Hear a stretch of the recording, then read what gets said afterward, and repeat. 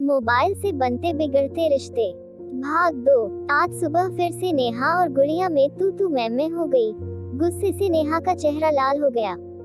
नेहा देखिए गुड़िया जी, आज फिर मयंक ने पिहू को मार दिया। आप तो कुछ बोलेंगी नहीं। गुड़िया, अरे बच्चे हैं, लड़ाई कर ही लेते हैं आपस में। ऐसे आपका पिहू भी कम नहीं है, लड़ाई इसी ने शुरू की होगी, नहीं तो मेरा मयंक जल्दी किसी से लड़ाई नहीं करता। नेहा, हाँ अब तो आप सारा दोष पिहू पर डालेगा ही। इसी तरह बात बढ़ने लगी। शोर सुनकर सारा मोहल्ला इकट्ठा हो गया। तभी रेनू आंटी, जो एक स्कूल टीचर थी, मोहल्ले में सभी उनकी बात मानते थे, दोनों को डांट लगाए। अरे क्यों इतना शोर मचा रही हो, हमेशा बच्चों को लेकर लड़ती रहती हो। बच्चे हैं, सुबह लड़ेंगे शाम को एक हो जाएंगे। तुम दोनों ने क्यों इतना शोर मचा रखा है। दोनों अपने अपने बच्चों को लेकर चली गयी। रेनू आंटी बोली, पता नहीं इन दोनों का क्या होगा। आमने सामने घर है दोनों का और बात बात पर झगड़ती रहती हैं। रात के 1 बजे अचानक नेहा की मोबाइल बजती है। नेहा, गुड़िया जी इतनी रात को फोन क्यों कर रही हैं? हेलो गुड़िया जी, राजेश भाई साहब आ गए क्या दिल्ली से? नेहा, नहीं, क्यों?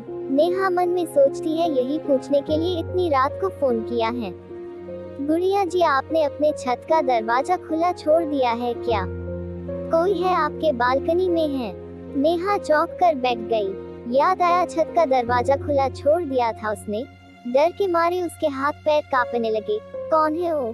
कहीं चोर तो नहीं? अब क्या होगा? गुड़िया जी, नेहा जी आप डरिए नहीं, आप अपने रूम का दरवाजा अच्छे से बंद कर लीजिए, मैं कुछ करती हूँ। नेहा अपने रूम का दरवाजा अंदर से बंद कर लेती है और मन ही मन सोच रही है, पता नहीं गुड़िया जी अकेले क्या करेगी।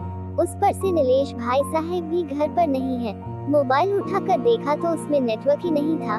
रूम का दरवाजा बंद कर लेने से मोबाइल का नेटवर्क चला गया था। इधर गुड़िया जी ने मोहल्ले में सभी को फोन कर दिया। देखते ही देखते मोहल्ले के सारे लोग इकट्ठा हो गए। सारे मोहल्ले के जाग जाने से चोर को भागने का मौका नहीं मिला और चोर पकड़ा गया।